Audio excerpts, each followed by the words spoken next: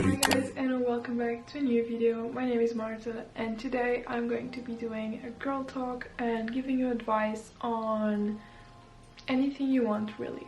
Okay, so I asked you on my Instagram to send me in some like girl talk, like ideas and dilemmas and anything you want me to like help you with. Okay, so I love watching these videos, and honestly I feel like I give pretty good advice. So let's start. How do I know if a person is the right one for me? I would say if you feel really good with the person you're with. Imagine that you go out with this person and you feel like your energy is really drained, you feel really down.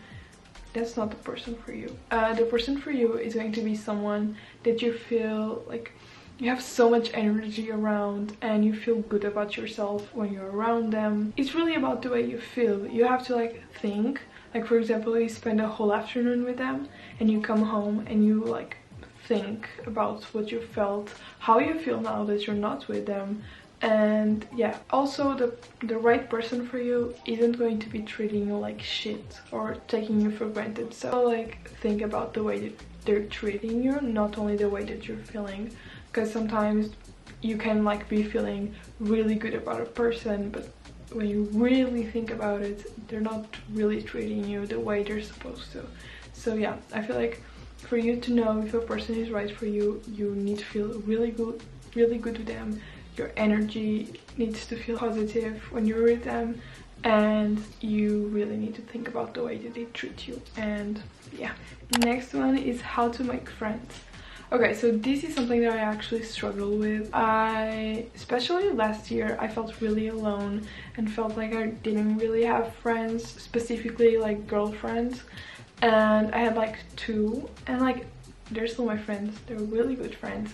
But you know, sometimes you want to socialize more, you want to have more people to go out with, you want to have new experiences, and that's super normal and okay. And yeah, so I was feeling like, although I loved my two friends back then, I still love them now, sometimes I felt a little lonely. And my advice for you is to start putting yourself out there. I mean, we have social media now. My friends, new friends currently, are all from social media. I made amazing friendships, I met amazing people through Instagram, Twitter, and yeah, start putting yourself out there. If you think someone is cool, like start following them, maybe DM them. Like a lot of my friendships were like this. I literally have a friend, she was in my last vlog, in the Lisbon Fashion Week vlog, that literally she just followed me. She shared one of my YouTube videos. I knew her sister. I was actually following her sister for like a while, and then she followed me and she shared my video, and I like started talking to her, and then we went out one day and we became really good friends.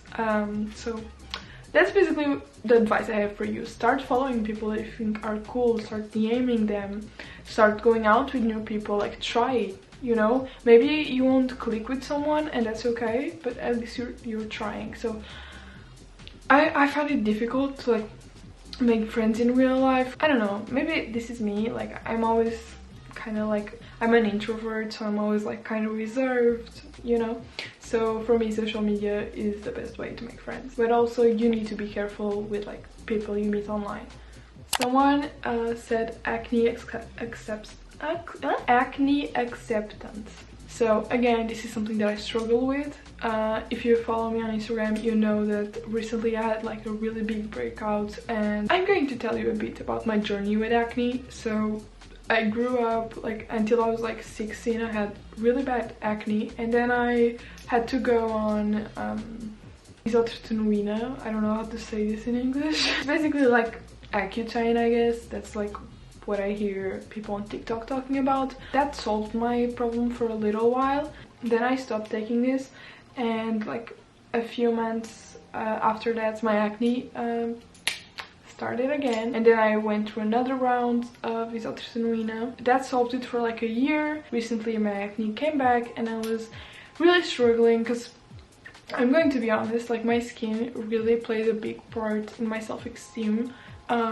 Especially like my work is taking pictures, taking videos, and so it's kind of hard to like see myself in the mirror and in the camera and just see my skin so bumpy. And so, you know, acne really can take like a huge influence in your self-esteem and your mental health in general. I feel like following people who show you that it's normal and everybody has it really helps.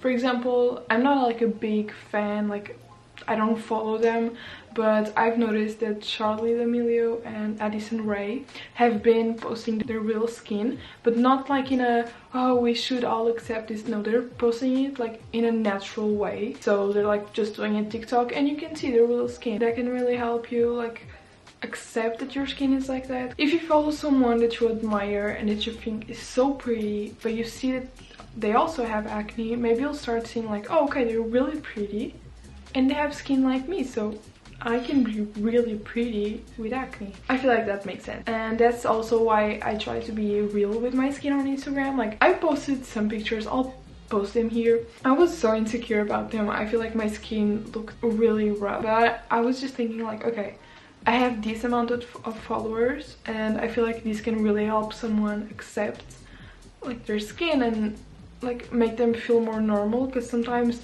in social media, I would feel like this. I would feel like I was the only one with those problems. I was the only one with that skin because I wasn't like seeing it on anyone else. I hope you can get over this. How to not care about other people's opinions. I'm from an island and it is really hard not to. Okay, I understand the whole island thing. It's like a smaller environment and everybody knows each other. You need to stop like restraining yourself and your life because of what other people might think. You need to experience the most out of life, and how are you going to do that if you're always like concerned about what other people are going to think? Because even if you do what you want or you don't do what you want, people will be watching, people will be commenting about you, people will be judging you. So I feel like it's better to be judged for something that's making you happy than to be judged for something that's making other people happy. You need to live your best life, honestly. And if other people are like restraining you and you don't feel like you can do it because of them, you really need to like really think about this and really try to understand that it's your life. You should be doing whatever you want with it. As long as you're not hurting anybody else, you're free to do that and you should. Okay, when your boyfriend tries to change you in order to be with you. I mean, I have little information about this, but I feel like he doesn't really love you, or if he does, he loves the idea that he has of you, because I would never try and change like everything about a person. Obviously, when you're in a relationship, both people need to change some things. Maybe if it's causing harm to the relationship, I feel like that is normal and it's healthy. Like little changes, little behaviors maybe will need to change, but changing the whole person, like the whole personality, I mean, if you really love someone, you are not going to try to like change them because you love them like that. Maybe he created an idea of you in his head that it's not the real you, and he's trying to kind of make you fit that idea that he has of you, and you need to have this conversation. You need to explain to him that this is the way you are, and if this isn't the version of you that he has in his head, and either he needs to learn to love you as you are, or you need to break up. Because I don't feel like it's right to try to change someone or to be with someone that doesn't love the real you, because it will just like cause you a lot of problems. Yeah. And someone asked me, how do you keep a friend group of 3 balanced? Oh boy. I feel like what happens in trios is there's always like 2 people that are really good friends, and then there's a third one, and it's kind of like What you need to do is like, first of all, have really good communication. I feel like in friend groups sometimes it's like a really big problem. People don't really speak about their feelings as much as they do in relationships. In friend groups, it is just as important as in a relationship. You need to be like, for example, if sometimes you feel left out, maybe like if they're really your friends, they will want to hear about your feelings and they will like try to be better. So if you feel left out one day and you communicate it with them, maybe try to come up with methods to avoid one of you to feel left out. And also I feel like this involves a lot of maturity, because I don't think that's wrong for 2 people in a friend group of 3 to go out alone if the third can't go. But the third has to be like mature enough to be like, oh, okay, this has nothing to do with me. They're like friends. We're like really good friends still, you know. I feel like it bases a lot in communication and respect for the other. Yeah, I really hope that helped you. And this is the end of the video. I hope you guys enjoyed it. If you did, don't forget to follow me on my socials, also subscribe to me, and yeah, make sure you follow me on Instagram to be part of a next video like this. And I hope I could help you guys, and that's it. Bye.